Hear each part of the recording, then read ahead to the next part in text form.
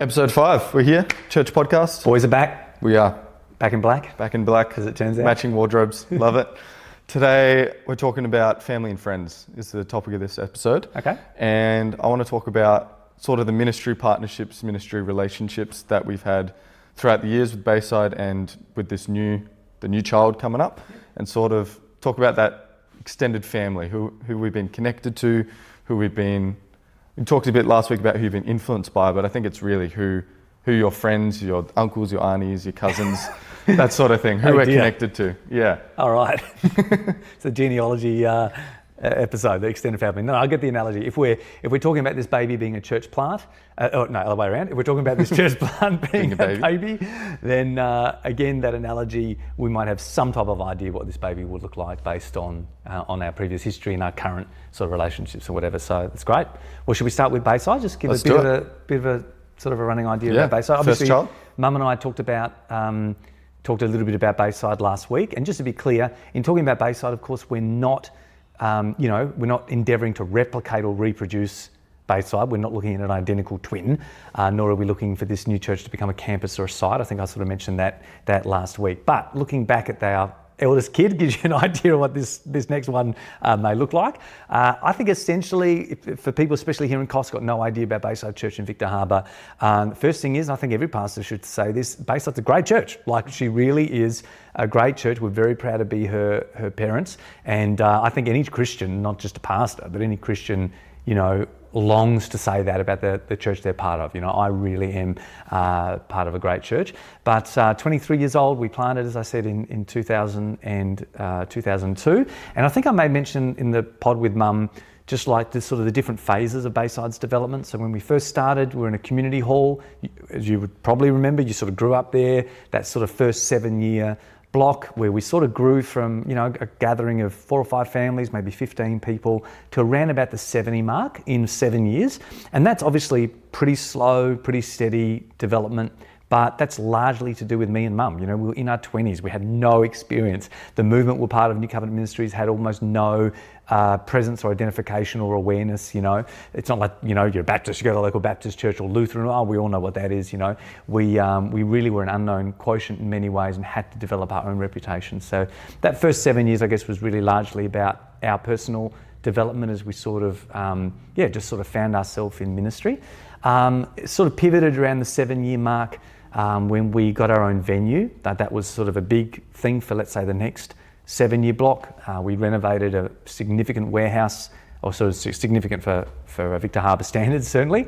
And that took us from a capacity of about 100 people to a capacity of closer to the 250. We squeezed in 300 for one conference. Once, Mark, we bought 300 seats. When we were a church of 70 people, we in faith bought 300 chairs from Edge Church, now Cooper's Church in Adelaide. And so that was sort of a big faith step, that building, moving in and renovating a warehouse space. And it was really, I guess, in that 7-year block that we grew from the 700 from the 70 to maybe 150 type of mark, and sort of really developing our reputation in the city, that kind of thing. And then the last 5 years, we really, I guess, still came into our own, but we were a very solid, mature church that really became, in our own way, apostolic. So other churches looked to us. We actually helped plant 2 churches in that period. And I say help plant because I know from planting a church, when you plant, it's really the senior leaders or the lead couple that they're the ones doing the planting, right? But we really were pivotal in releasing 2 church plants. So both doing very well. I spoke to Sam actually just this week. Awesome. Just in 3 years, they're now like 120 people or so. They're with Exalt Church, so doing great. And so we're pivotal in that kind of space.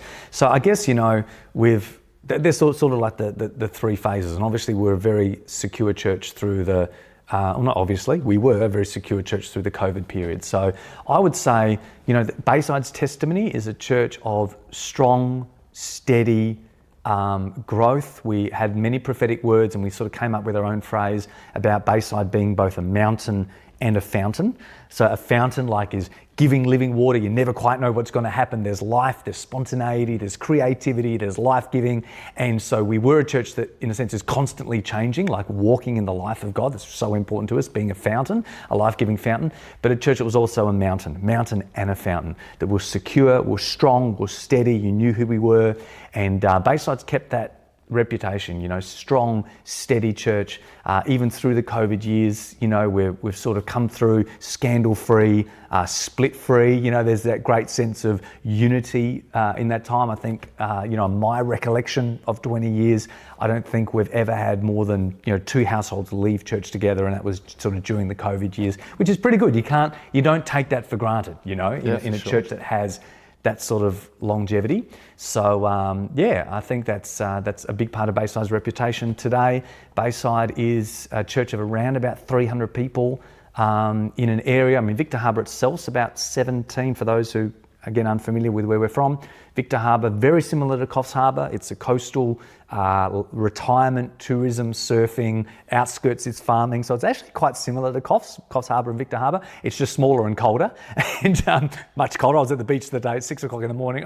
You'd never do that in Victor. You've got like a week in Victor where you can go to the beach and that's it. Oh, come on. There's more than that. 2 weeks, sorry. Well, they've got an algal bloom this year. You can't go there at all. But anyway, that's another issue.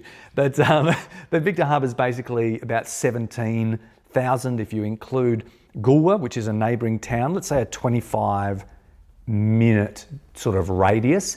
You're looking at a catchment of about 30,000 people. So for Bayside to be a church of 300 now, around about 300, that's like 1% of the community. That's a pretty significant sized church. In Coffs Harbour, we've got a catchment area here of about 82,000. So it'd be similar to having, or equivalent, let's say, to having a church here of 800 to 850 people. Like, everyone knows about that. So that's sort of Bayside's place there in that community. Pretty well everyone knows about Bayside, and she's got a great reputation. We've been there a couple of times, just literally there just now in July, sort of back as, the pioneering parents of the house. And when we left, we were, really strong on that. That certainly, as far as we're concerned, the elders there can do whatever they want. They're an autonomous local church. We don't have any sort of on-paper authority there, but we've got a great relationship there. And even just with your sister recently, travelled to the Philippines with Caleb, the lead pastor there. We're close mates. So that relationship's very strong. While we don't have governmental leadership over that church anymore, we've still very much got a mum and dad type of figure. We will, we'll maintain that. Yeah, and so talking about Brooke and Caleb, we're obviously still connected with them in ministry. And I think there's a lot of ministry relationships that have come out of Bayside through different conferences, through different events that we've sort of put together. And I'd love to talk more about who you guys are connected with, still connected with, who you were connected with in the early days through those sorts of things. Yeah, well, fair enough. I think, like I said in one of the previous podcasts, you can tell something about someone's reputation or credibility by looking over their shoulder to see what they've built. But you can also tell something about someone from the people they build with and sort of the calibre of people that they're connected with. So if you look at those sort of 3 phases of our ministry life leading Bayside Church, then that first 7 years really, I think I said this on the previous pod, was really largely connected with people involved with NCMI, that New Covenant Ministries International, that sort of apostolic team. And they were great years. I know, just like Victor, when we went there, NCMI had no name recognition. It's pretty well the same here in Coffs. When I've mentioned, what's your background? NCMI, they're like, Paul blanks, they haven't heard. So it's no point really dropping names sort of in that space. But a lot of our influence really came from there. And a lot of the big lessons that we had from that was, again, getting very much a great balance or tension between life-giving spirit, supernatural, Holy Spirit gifts and presence focus, but also in the scripture.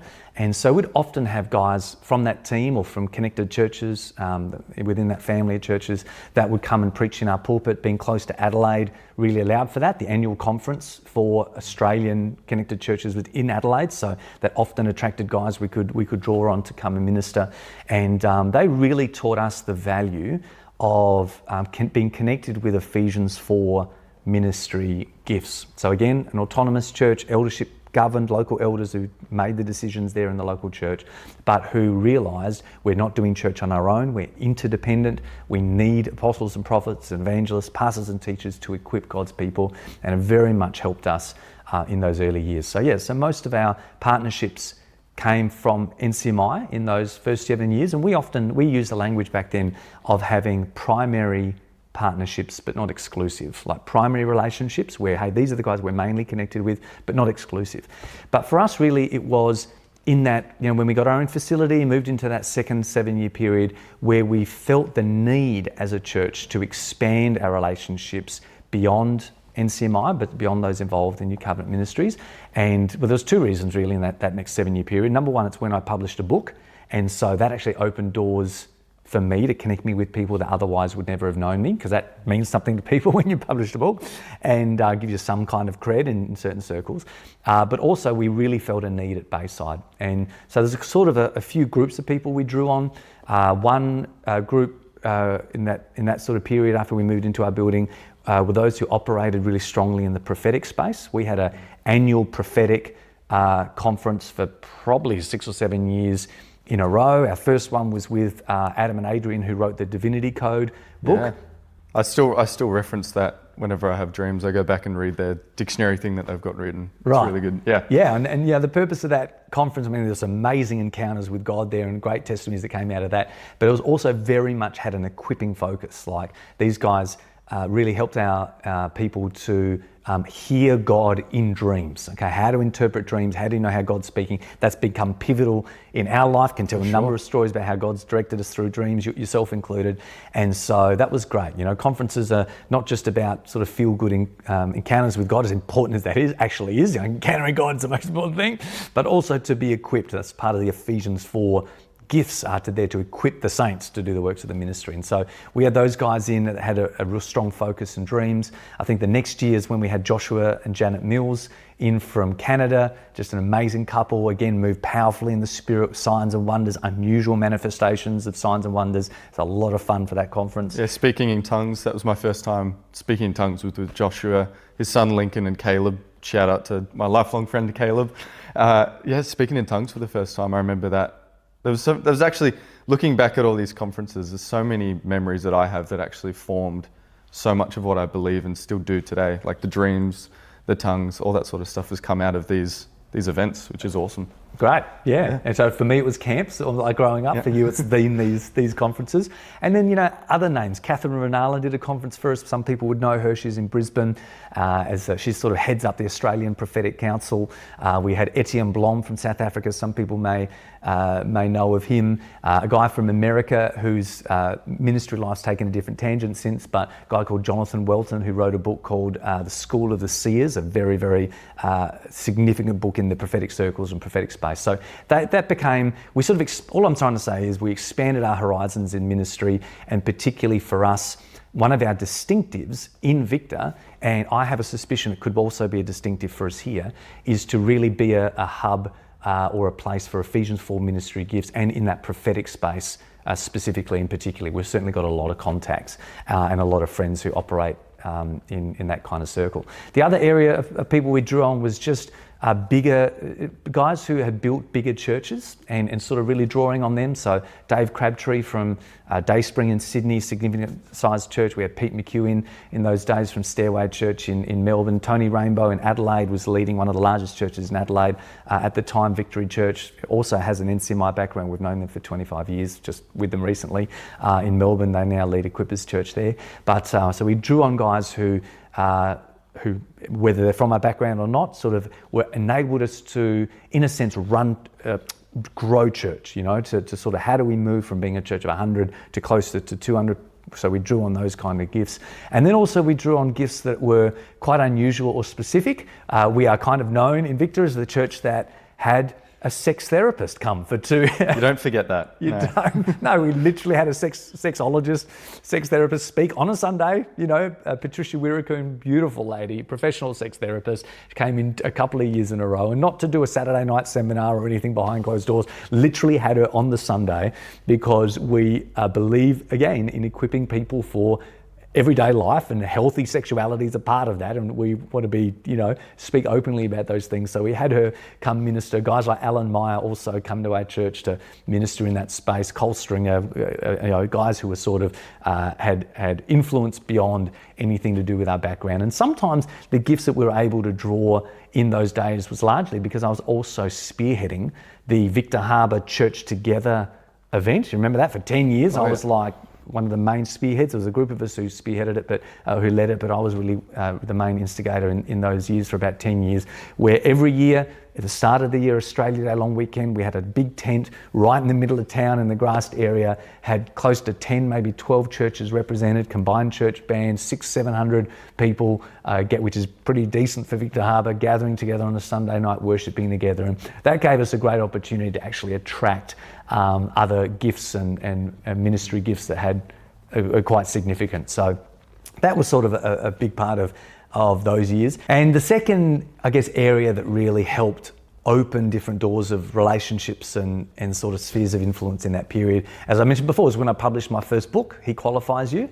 And that, as I said, it sort of gives some type of credibility. Some people that really means something to, but it opened doors of opportunity, not only for us to have guests in. I think, Andrew Womack, and Mum mentioned him on our last episode, quite a big name in America, especially in the grace sort of teaching space. I think me having published a book on that he was very happy to endorse, was like something that sort of opened the door for us to host him in Australia. But it also opened doors for us in different places, and has seen me, share pulpits with people like Lawrence Lim, who's Joseph Prince's right-hand man in Singapore.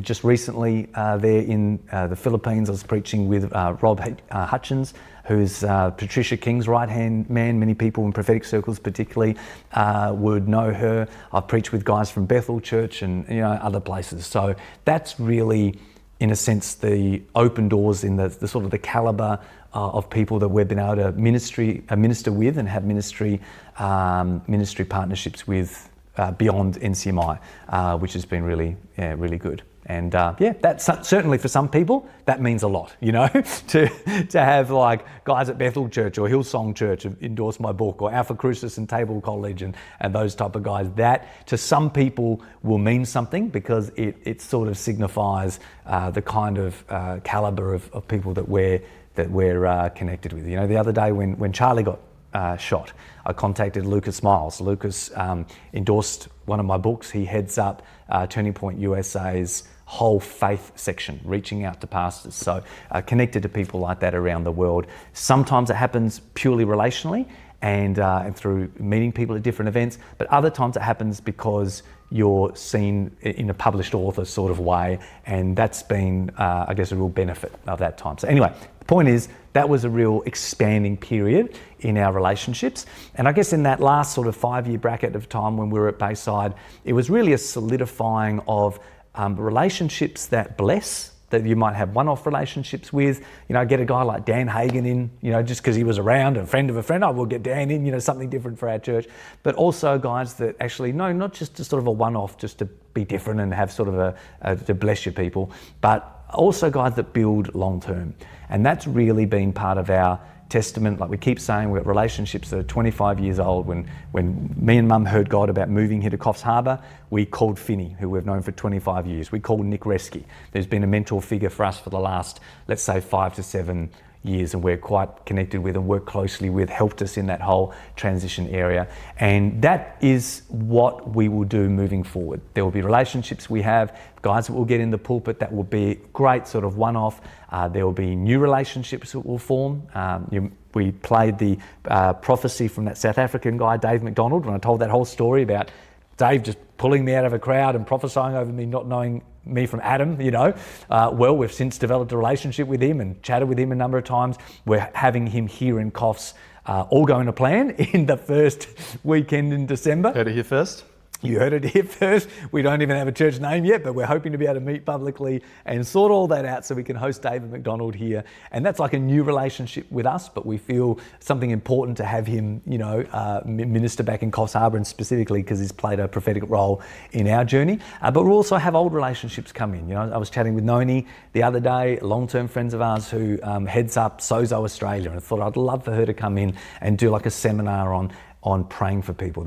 She's sort of really, really great in that space. And then, and other relationships as they come. So yeah. Yeah, I can certainly say I've found benefit in having these connections, certainly growing up with it and with all these people around me, being in those sort of meetings and lunches and conferences, just being able to connect with these people has been really, really beneficial for my faith life, my journey. And hopefully there'll be lots more connections in the future, hopefully some that I can start. And we've seen some new ones popping up with Acts Global and Equippers and these new connections that will hopefully form. Yeah, just because I think it's pretty clear from now, we're not making an announcement that we're a new Baptist church or we're a new, this label denominational church. We will be, and maybe actually that's something we could talk about in a podcast later, about how we see leadership governance. It's one of the sort of distinctions of different churches. But I certainly am a believer in autonomous local churches, but not relationally independent at all. We're very firm on relationships, whether it's long-term or new and fresh relationships. And you're right, I've loved this year, you and I went to a conference together, like you said, in Melbourne. It was actually at the Equippers conference that I went in July this year. That's where I had my encounter with God at Rotorua. It was an Equippers Pastors event. I've really appreciated meeting guys there, and Mum and I have already booked for the conference next year. We feel like there could be a good connection there moving forward, particularly in us having this call on us to reach young adults in this space. They're also very strong in that. So we're looking at relationships from our past, but also how relationships in our future can help, particularly in the context here for Coffs Harbour, and get my harbours mixed up in Coffs, and the call on us moving forward. So yeah. But we'll that's a bit on relationships. What should we do next? I'm thinking let's talk about values. Let's talk about, maybe we can go back to Bayside and talk about the values that were sort of founded there and what that could look similar like in Coffs for the church here. Done. Let's do that. We'll come back soon. Easy. See you then.